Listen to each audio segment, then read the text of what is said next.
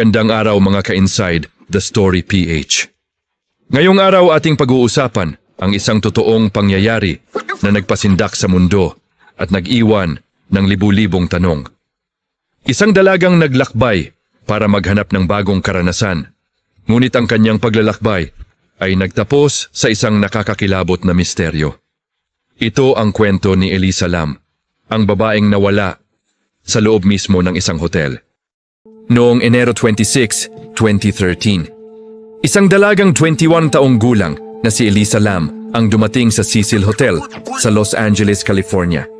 Isa siyang estudyanteng mula sa Vancouver, Canada at naglalakbay mag-isa bilang bahagi ng kanyang adventure sa California. Ngunit hindi alam ni Elisa na ang pinili niyang hotel ay may madilim na kasaysayan, mga kaso ng krimen, kababalaghan at mga misteryosong pagkamatay. Pagkaraan ng ilang araw, napansin ng staff ng hotel na hindi na bumabalik si Elisa sa kanyang kwarto. Ang kanyang mga gamit ay naiwan at hindi siya nakita ng sinuman mula noon. Ilang araw ng paghahanap ang lumipas hanggang sa naglabas ng CCTV footage ang pulisya. Isang video na magpapakilabot sa sinumang makakapanood. Sa video, makikita si Elisa Lam sa loob ng elevator. Parang may kinakausap siya, nagtatago at biglang lumalabas balik.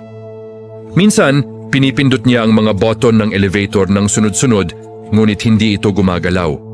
Ang kanyang mga kilos ay kakaiba, para bang may kinatatakutan o sinusundan. Ang video ay naging viral at nagbukas ng daan sa libu-libong teorya. Makaraan ng halos 3 linggo, nagreklamo ang mga bisita ng hotel, mahina raw ang presyon ng tubig. At may kakaibang lasa ito. Nang akyatin ng maintenance ang tangke sa bubong, natagpuan nila ang katawan ni Elisa Lam nasa loob ng tangke ng tubig, walang saplot. At hindi malinaw kung paano siya nakapasok doon. Ang pintuan patungo sa bubong ay nakalock at tanging staff lamang ang may susi. Paano siya nakarating doon? At bakit tila walang nakarinig ng kahit ano? Maraming teorya ang lumitaw. May ilan na nagsasabing ito ay kaso ng psychological breakdown dahil sa bipolar disorder ni Elisa. Ngunit marami rin ang naniniwala na may mas malalim na dahilan. May nagsasabing may kababalaghan sa loob ng Cecil Hotel na ito ay tahanan ng masasamang espiritu at si Elisa ay isa sa mga biktima nito.